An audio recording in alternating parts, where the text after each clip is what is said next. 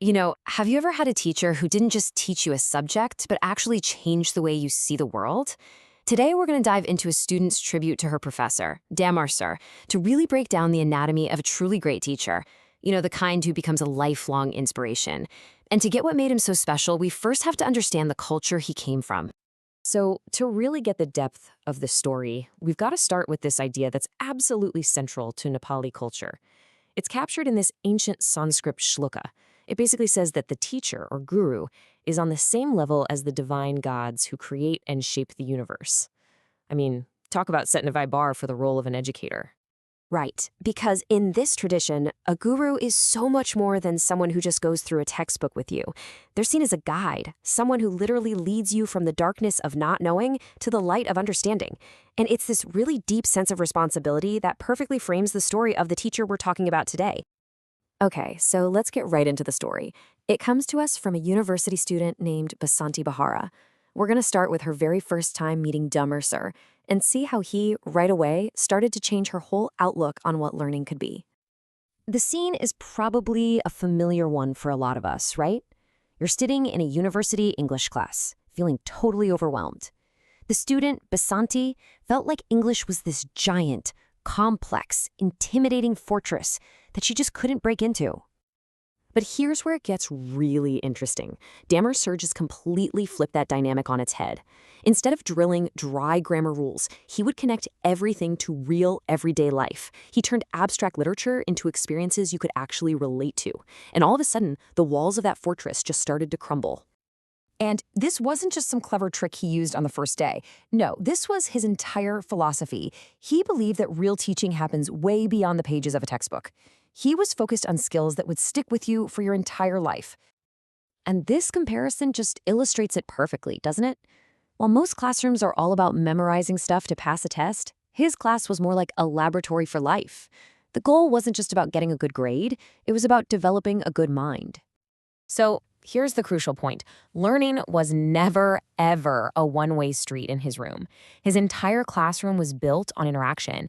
He took learning from being a lecture that you just sit and absorb and turned it into this dynamic conversation where every single student had a voice and a real part to play. And he actually said it himself. A teacher's role has to be multidimensional. It's not about just teaching for a semester. It's about making an impact that lasts for years and years, getting students ready for life itself. So how did this whole philosophy actually work in practice?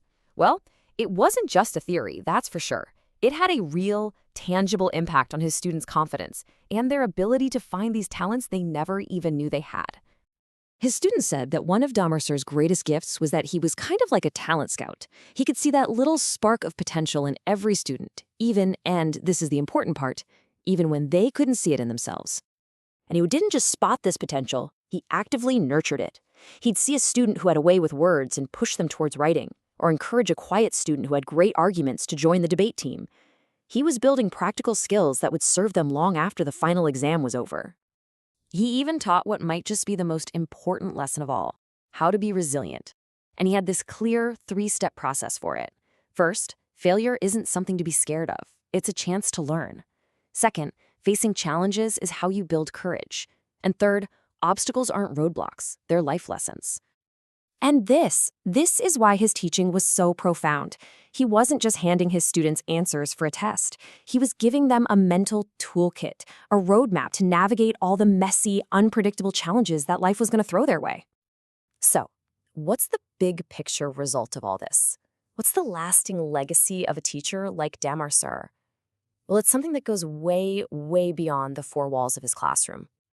Part of his legacy was just the example he set day in and day out. He taught discipline not by lecturing about it, but by living it. His punctuality, his incredible work ethic, his integrity, all of that was part of the curriculum. He was a lifelong learner himself, showing his students that, hey, education never really stops. And his impact wasn't just on his students. This man was a force for change across the whole university. He contributed to policy, he did research, he was engaged with the community, he was actually working to lift up the entire institution. When you look at his story, it really redefines what it even means to be a teacher. It's not just a job, it's a sacred role. It's about being a mentor, a guide, a community leader, and a builder of futures. It's someone who shapes not just one person's life, but society itself. So as we wrap this up, the story of Delmarcer really leaves us with a simple but pretty powerful question to think about. Which teacher changed your life? It's a great reminder that for so many of us, there's a great teacher back there somewhere who saw our potential and helped us find our way.